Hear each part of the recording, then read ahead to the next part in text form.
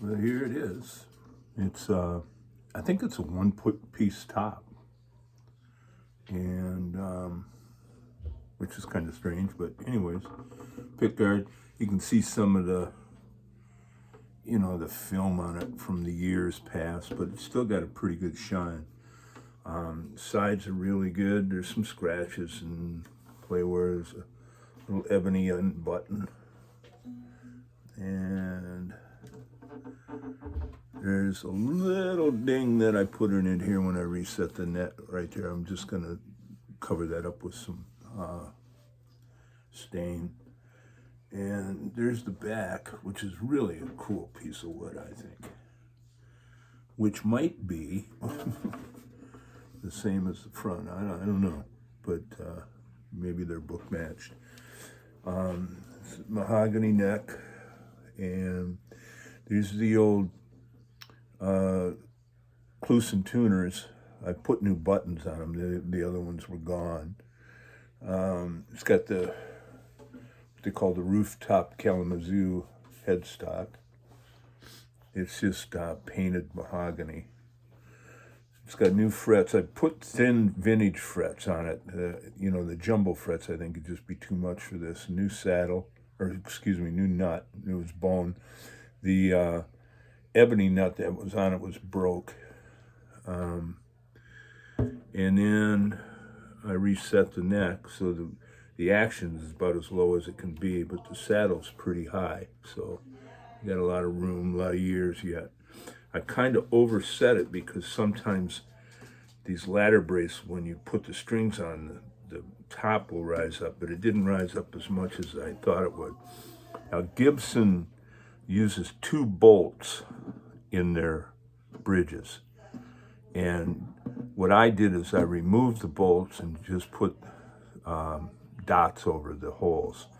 I'll send the bolts with you if you want to put them back. It's no big deal, but they're not really needed, and they actually sometimes it cause cracking here, and it's pretty stable. It's got the cool old 1940s pickguard, which I thought was really cool. It's got some nice trim to it. Inside, a ladder brace guitar, instead of having a bridge plate just under the bridge, it's got a strip of spruce that goes all the way across, and it's really soft material.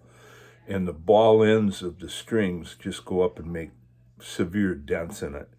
So what I did, and I'll include this little package, normally what I was gonna do was put in a strip of black locust underneath it and drill through it. But I found I had one of these things laying around. They're called plate mates, and I'll stick this in the bag. It's actually a little piece of brass with an adhesive on that you put on underneath, and you can put the strings right through it, and it will protect it. Plus, it gives, they say it gives the guitar a little more sustain, but who knows? It's a little brass plate, but this is C.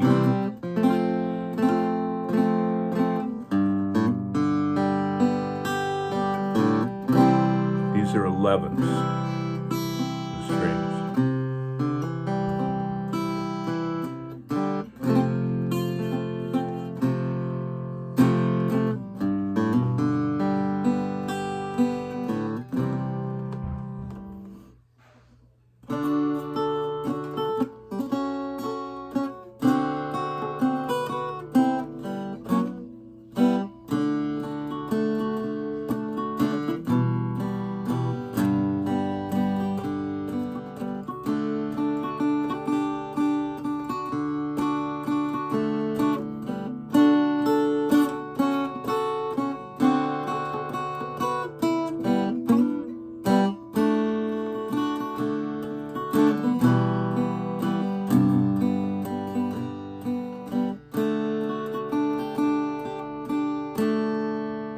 Plays town's pretty good.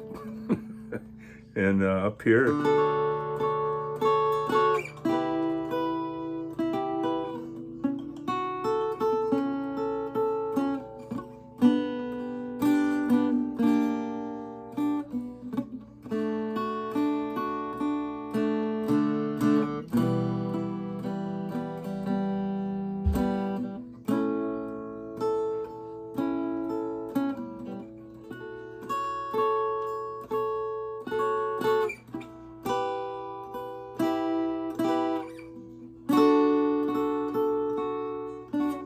got a really nice sound up here.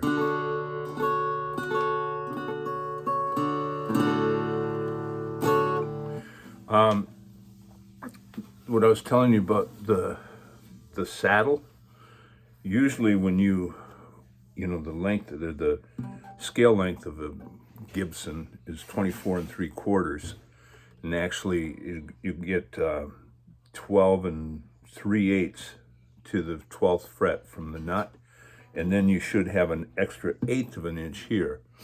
So it actually reads a little over 24 3/4, more like 7/8 or something like that, or a little less than that. But this thing reads almost 25. It's got a great measurement up here to the 12th fret, but from here, it's long. So in order to intonate it, instead of taking meat out of the saddle on the front side, I had to take it out on the pin side. And part of this too, if you look at it, the strings are, you know, whoever slotted this thing long ago, they put the slots too close to the saddle. And the saddle, because it's kind of tall, it leans a little bit forward, but it's not too bad. You know, it's something that you can have Dave take a look at. Maybe the only remedy is to pull the bridge and, you know, cut a new saddle slot that's closer to the edge of the bridge, and you'd have to make a larger bridge, but it's loud.